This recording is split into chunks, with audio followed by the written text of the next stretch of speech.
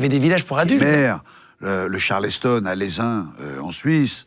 Ouais, il y avait des trucs où, d'abord, c'était interdit à moins de 18 ans, donc t'emmenais pas les enfants. C'était déjà un signal. Et on conseillait ce village aux célibataires. Ouais, d'accord. Et quand t'allais à Lézin, Charleston, qui était une station de ski, je peux dire qu'il n'y a pas grand monde qui utilisait le forfait.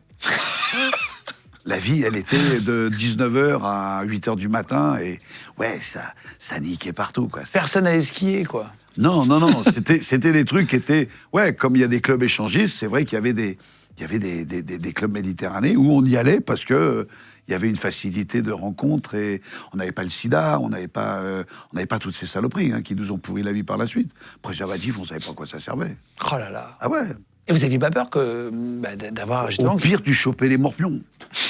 Une ch'touille, allez, hop, deux injections d'antibiotiques, et tu repartais. Hop là et voilà. Et pas peur d'avoir un enfant pas voulu à ce moment-là, ou des trucs, tu sais? Ah, il y en a peut-être, hein. On ne sait pas, non, mais honnêtement, on se posait pas la question.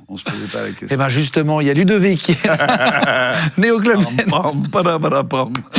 T'as fait 8 ans au Club Med, quand même. Ouais, j'ai fait 10 ans en tout, mais quand on concilie le tout, ça fait 8 ans. Mais t'es pas resté bénévole du coup longtemps, là, c'était non, au début, après t'es employé, t'as vécu de ça. Alors là aussi, ça aussi, c'est encore... Ma vie, elle est faite que de grands bonheurs et de trucs qui me détruisent. Quand je suis à Roussalka, en Bulgarie, on reçoit un coup de tête... Non, c'est avant, ça c'est... je suis à Thalassa, en Roumanie. Toi, tu parles de... C'était du pas Club Med, là. Ah oui, il y avait un Club Med là-bas. Ouais. Il y a eu un club méditerranéen à l'époque Ceausescu. D'accord. C'est extraordinaire. Feu d'artifice interdit, c'est eux qui venaient avec des fusées traçantes et des chars d'assaut et des mortiers qui nous tiraient le feu d'artifice. Ah bon? T'imagines, des mecs qui te tirent des roquettes. Oh, la belle bleue. Oh, poum. Ah, non, c'est un bateau.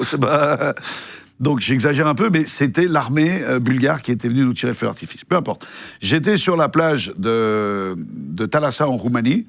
Donc, le chantier de la Comex se termine, je reste au Club Méditerranée, et après, je reçois un coup de téléphone où on nous dit « Tu dois partir à Djibouti pour aller découper un U-boat. » Et on est à la fin de la coopération avec Djibouti. Donc, c'est quand même très, très, très, très tendu. La mer Rouge, elle est très tendue. Et on arrive à Djibouti, et on est là pour découper un petit bateau anglais. On se demande ce qu'il fout là, mais bref. Et c'est un chantier compliqué, c'est ce que je me souviens.